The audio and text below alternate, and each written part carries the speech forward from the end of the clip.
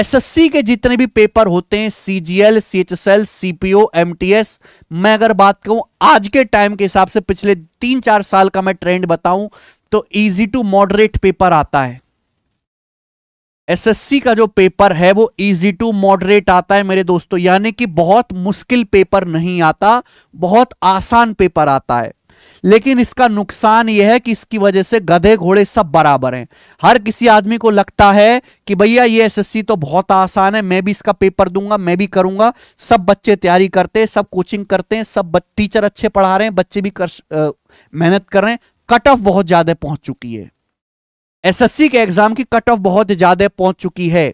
यानी कि अगर आपको एक ढंग की नौकरी चाहिए, ढंग की नौकरी चाहिए मेरे दोस्तों, कि आपको इंस्पेक्टर पोस्ट भी मिल जाए, आपकी ज्वाइनिंग भी ऐसा ना हो कि आप हो तो राजस्थान के और आप पहुंच गए बेंगलोर में, चेन्नई में, जहां आपका मन नहीं लग रहा।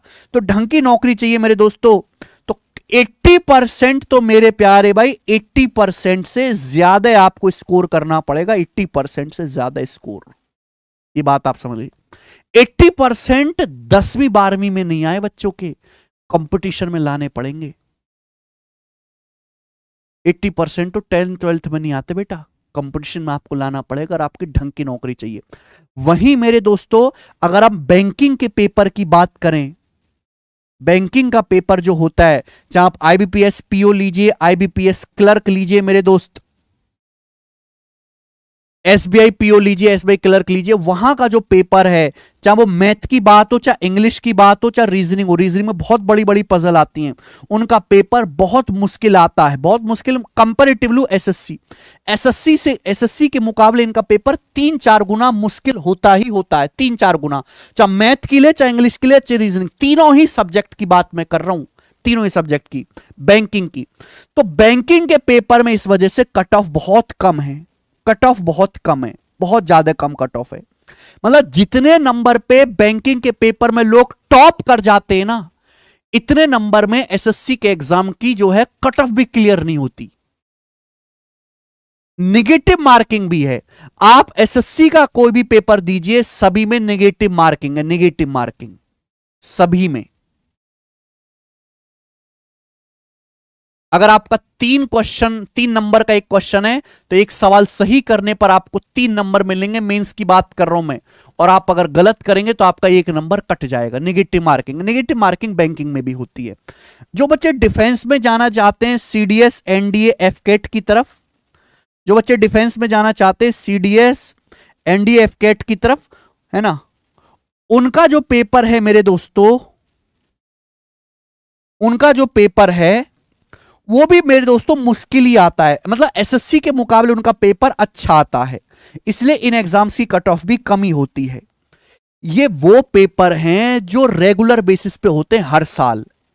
ये वो एसएससी, बैंकिंग, सीडीएस, एनडीए, एफकेट, ये ऐसे पेपर हैं जिनका एग्जाम हर साल होगा। चाहे वैकेंसी कम आए ज्यादा आए, लेकिन पेपर हर साल होगा।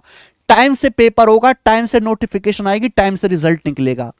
इसके अलावा जितने भी पेपर हैं, जितने भी पेपर हैं, है ना, जैसे आपने मान लिया पुलिस का पेपर, मान लीजिए यूपी कांस्टेबल का पेपर, कि भैया मेरी जिंदगी का मकसद है यूपी कांस्टेबल बनना। यह पेपर है 5 वर्षीय योजना, 5 वर्षीय योजना। आज भर्ती आ गई तो अगले 5 साल तक कोई भर्ती नहीं आने वाली। रेलवे के पेपर लीजिए, रेलवे का पेपर ले लीजिए। आज अगर रेलवे का पेपर हो गया है ग्रुप डी का, तो मानो अगले 2-3 साल तक कोई पेपर नहीं होने वाला। यानी कि भैया केवल इन एग्जाम्स को तो अपनी जिंदगी का मकसद बनाना ही नहीं चाहिए, जो सरकार की कृपा पे निर्भर हैं, जो आपकी मेहनत पे निर्भर नहीं है, सरकार की कृपा पे निर्भर हैं।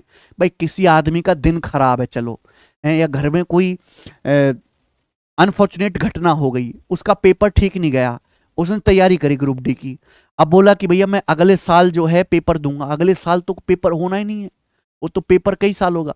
आपको क्या लगता है कि यूपी कांस्टेबल की 60,000 वैकेंसी आई थी, जो पेपर लीक हो गया, ये पेपर अब करवा लेंगे, तो आप मुझे बताओ इसके बाद यूपी कांस्टेबल की भर्ती कब आएगी? अगले चुनाव से पहले भर्ती नहीं आने वाली। और उन्हीं इन 4-5 सालों तक बालक तैयारी करता रहेगा। अगर उसी टाइम वो यूपी कांस्टेबल से हटके CHSL, MTS, CPO in exam में ध्यान लगाता तो उसका सिलेक्शन ना हो जाता। आप टीचर का कोई भी पेपर दो, टीचर का कोई भी पेपर, आज भर्ती आ गई, कई सालों तक कोई भर्ती नहीं आने वाली। जहां बिहार टीचर की बात करो, और स्टेट के एग्जाम्स हैं वो तो लीक होते रहते हैं। कंफर्म एक बार पेपर हो गया, लीक होगा, लीक होने के बाद दोबारा होगा। यानी कि जो प्रोसेस SSC बैंकिंग CDS में 1 साल में होता है, वही सेम प्रोसेस स्टेट एग्जाम में 2 से 3 साल में होता है।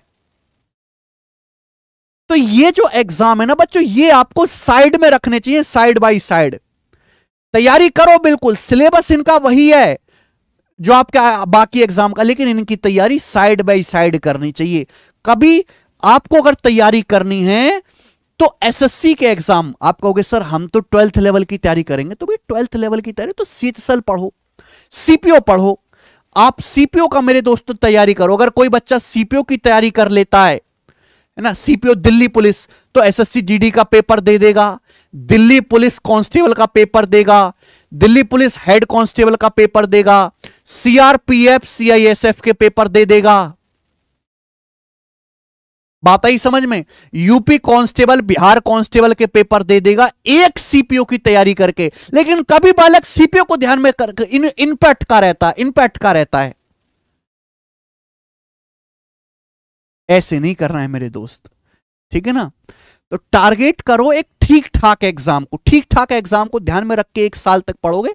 1 साल बहुत बड़ा समय होता है। उसके नीचे 72 एग्जाम है, वो अपने आप कवर हो जाएंगे। टारगेट ही आप छोटा बना लोगे तो काफी परेशानी है भाई।